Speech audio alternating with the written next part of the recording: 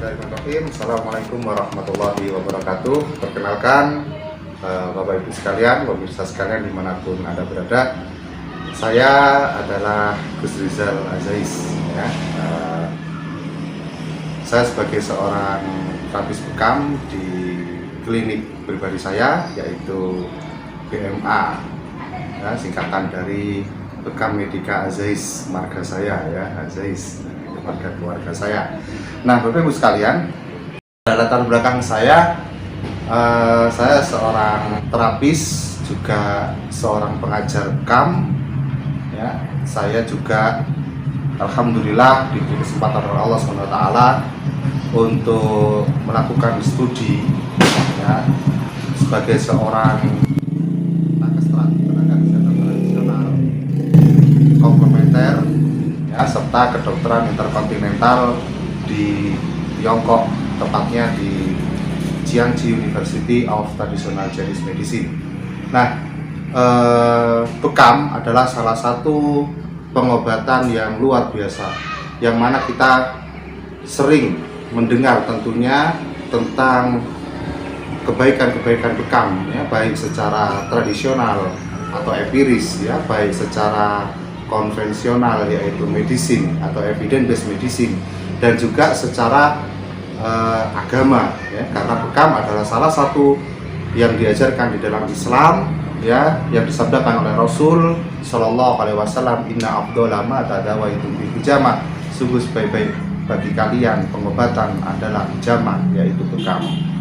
Pada kesempatan hari ini, insyaallah taala, dan di video-video yang akan datang, saya ingin lebih sharing, ya, tentang pengalaman-pengalaman bekam atau teori-teori bekam, mekanisme bekam, kajian-kajian bekam yang insya Allah bermanfaat untuk kita semua, khususnya kaum muslimin di Indonesia dan seluruh masyarakat di Indonesia. Yang pada umumnya, ya, bekam itu sudah sangat masyhur, ya, sudah sangat dikenal di kalangan kaum muslimin, terutama di Indonesia, ya, bukan hanya kaum muslimin melainkan semua masyarakat, semua kalangan di negeri tercinta kita ini. Nah, ada beberapa hal, ya, karena bekam itu masih tergolong pengobatan empiris, yang berarti adalah kepercayaan, ya.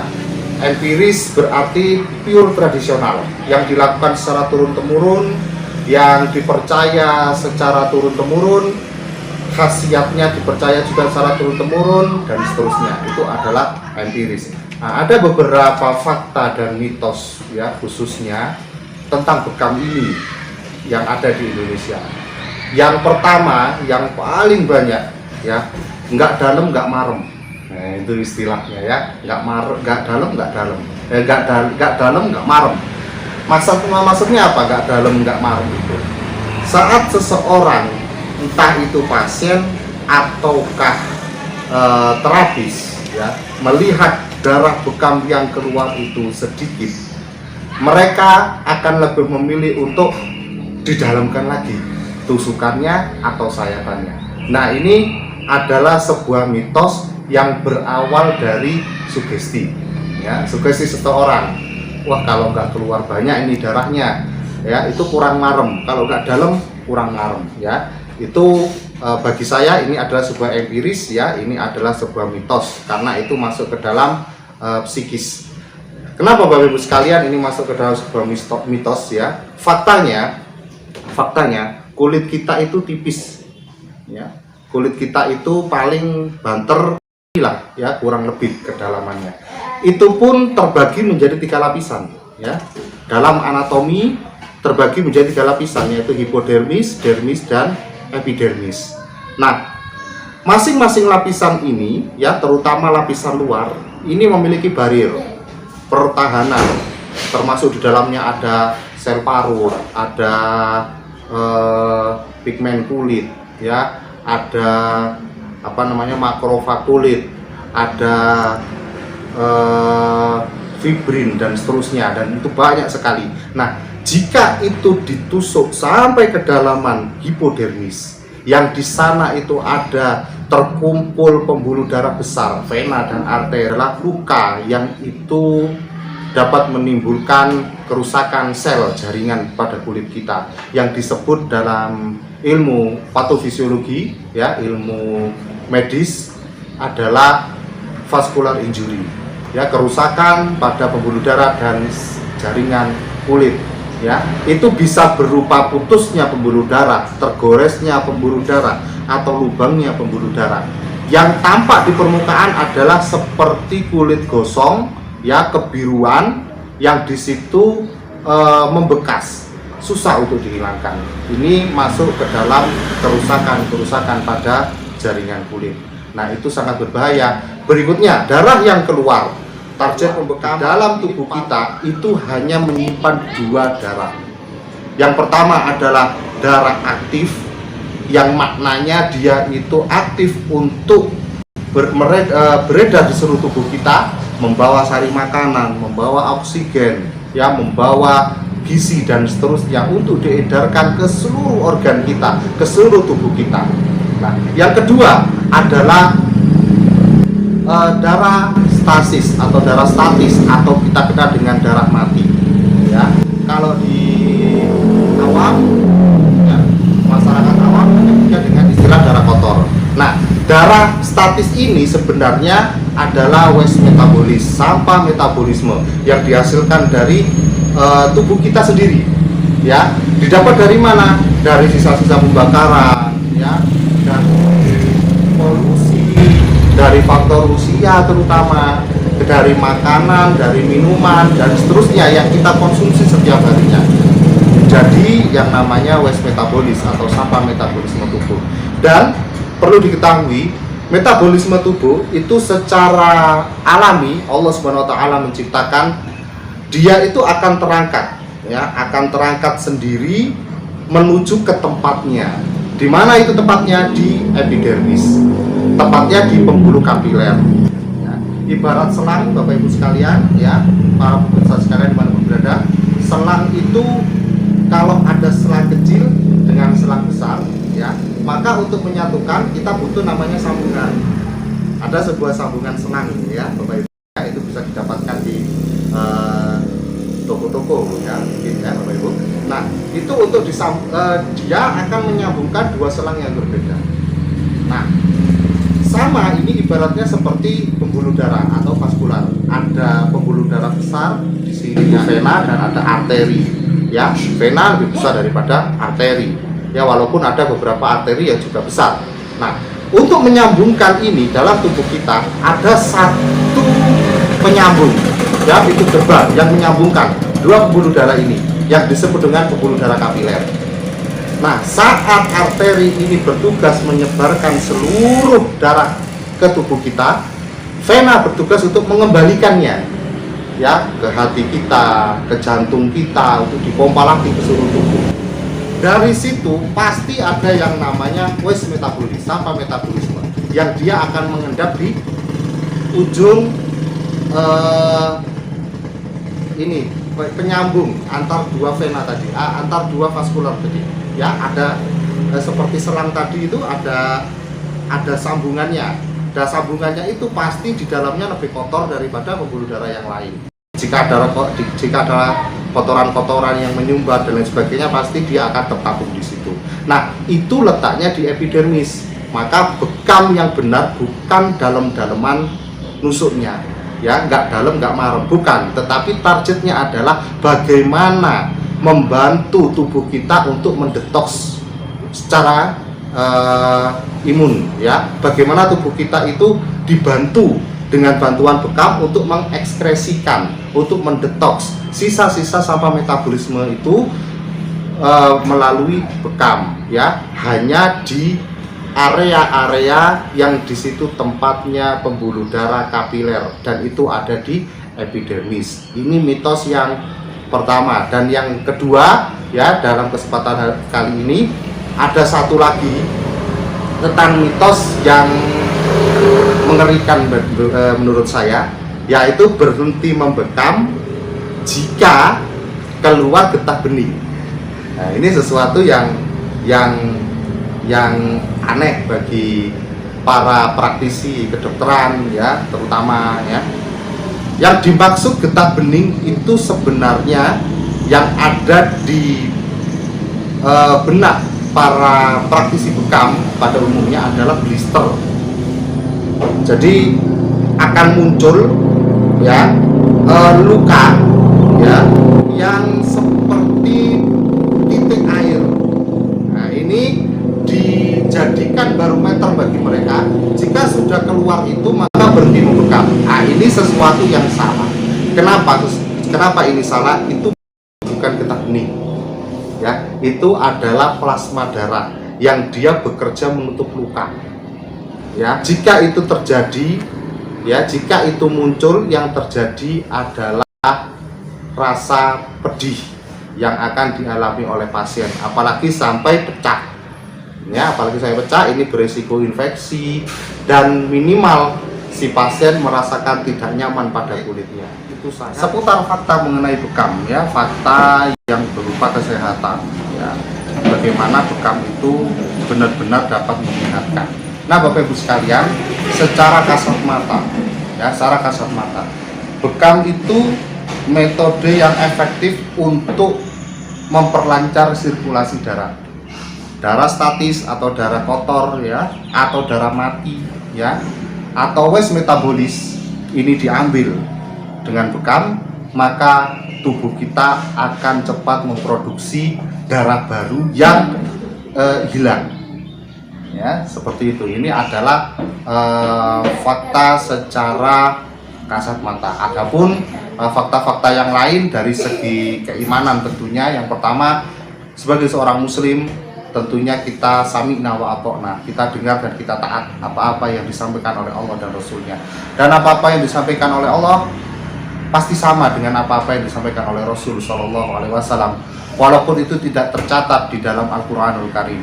Ya, karena Allah sendiri berfirman di dalam Al-Quran, wa ma yantiqu 'anil hawa in huwa illa wahyu yuha. Tidaklah apa yang diucapkan oleh Muhammad itu berdasarkan hawa nafsunya, melainkan apa yang diucapkan oleh Nabi Muhammad itu sama seperti yang aku wahyukan kepada beliau. Nah, maka saat Rasul mengatakan inna afdola ma tadawaitum bil hijamah, sungguh sebaik-baik pengobatan bagi kalian adalah bekam. Tentunya bagi seorang kaum muslimin kita meyakini bahwa di dalam bekam itu ada banyak sekali manfaat yang real, ya, yang bisa disaksikan langsung ataupun tidak, yang bisa kita rasakan langsung ataupun membutuhkan banyak sekali kajian-kajian ilmiah, ya, banyak sekali penelitian-penelitian ilmiah, ya, yang harus kita yakini. Ya, ini sesuatu yang penting karena Rasul juga mengatakan asyifa'u fi thalathatin, kesembuhan itu ada pada 3 hal. Salah satunya adalah syartatil mihjam, yaitu bekam, ya, sayatan alat bekam, karena di zaman Rasul pembekaman melakukan dengan syarto, dengan sayatan. Ya, Bapak Ibu sekalian, dari segi medis tentunya banyak sekali penelitian tentang bekam. Bapak Ibu bisa cek di jurnal-jurnal kesehatan, evidence based medicine, ya, dengan kata kunci weight cupping terapi, terapi bekam untuk kolesterol, terapi bekam untuk penurunan rasa nyeri, terapi bekam untuk meningkatkan daya tahan tubuh dan seterusnya. Itu menstimulus, ya, bekam sifatnya menstimulus, walaupun dia secara kasat mata mensedasi. Mensedasi itu adalah mengambil cairan tubuh. Namun pada dasarnya mekanisme bekam itu sangat panjang. Dari mulai pengekopan hipoksia, ya. Hipoksia itu adalah pengekopan. Hipoksia ini nanti banyak sekali menghasilkan sinyal-sinyal yang meningkatkan interleukin, meningkatkan daya tahan tubuh, meningkatkan makrofag tubuh, mengurai rasa nyeri dan seterusnya. Ini sangat panjang sekali dan itu sudah diakui secara evidence based medicine, yang jurnal-jurnal kesehatan sudah mengakui itu, bahkan di tingkat di WHO. Sekalian, saran dan himbauan untuk kita semua, tips aman untuk berbekam, ya. Tentunya karena bekam itu sifatnya adalah bedah minor, dalam artian dia mengeluarkan darah dari tubuh manusia. Ini membutuhkan keahlian dan kompetensi yang tentunya tidak sembarangan, ya. Sehingga jangan sungkan-sungkan bagi kita selaku pasien untuk bertanya kepada praktisi yang akan membekam kita. Kita bisa menanyakan kepadanya basic kesehatannya, basic dari mana dia mempelajari bekam.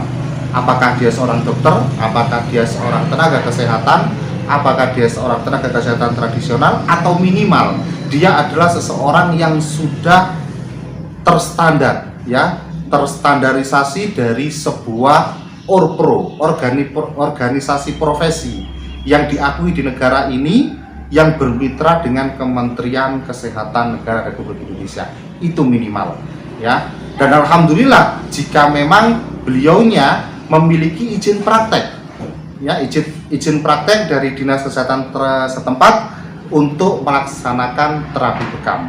Jadi itu yang pertama, ya. Yang kedua, kalau saya boleh menghimbau, selain kita harus melihat basic dari pembekam itu, kita harus bertanya, ya, atau mencari tahu bagaimana cara mereka memperlakukan alatnya, ya, atau mensterilkan alatnya. Jika hanya dikasih alkohol kemudian dipakai ke orang lain, lebih baik untuk diurungkan melakukan pembekaman di orang tersebut, ya, karena ada banyak step, ya. Untuk alat infeksius adalah alat-alat yang terkena darah, disebut infeksius, ya. Itu membutuhkan banyak step yang panjang untuk bisa aman dipakai kembali. Itu dari saya. Jadi saran saya cukup dua untuk keamanan kita. Yang pertama adalah basic, ya, tanyakan basic pada terapisnya. Apakah dia seorang dokter, apakah dia seorang perawat, apa tenaga kesehatan, ataukah dia minimal orang yang telah terstandarisasi, ya, melakukan SOP bekam dari ORPRO tertentu yang bermitra dengan Kementerian Kesehatan Republik Indonesia. Dan yang kedua, jangan sungkan-sungkan untuk menanyakan bagaimana cara dia memperlakukan alatnya atau mensterilkan. Sekalian dimanapun Anda berada, di video pertama ini, ya, tentunya tidak lupa, terkhusus bagi kita seorang muslim, kalau kita meyakini hadis Rasul tentang sebaik-baik pengobatan bekam, maka jangan sia-siakan kesempatan baik itu untuk melakukan sunnah Nabi tentang kesehatan, terutama bekam. Dan juga sebaik-baik pengobatan adalah bekam, tentunya bagi kita untuk selektif dalam memilih, ya, praktisi bekam yang akan kita percayakan untuk kesehatan kita. Dan sebagai seorang praktisi tentunya juga selalu terus meningkatkan keilmuan kita, bagaimana cara kita melakukan pembekaman yang aman dan nyaman dan tidak memberikan resiko apalagi malpraktek, ya, yang berbahaya kepada masyarakat sekitarnya. Itu sangat penting untuk menjaga kemurnian dari syariat ini. Dan Bapak Ibu sekalian, jangan lewatkan video-video selanjutnya, ya, yang insya Allah akan kita ulas tentang kesehatan bekam khususnya, atau tibun nabawi, atau kesehatan secara umum di channel Gus Rizal Azais, ya, dan video-video yang bermanfaat lainnya. Jangan lupa like and share and subscribe, ya, untuk kebaikan kita bersama. Demikian, assalamualaikum warahmatullahi wabarakatuh.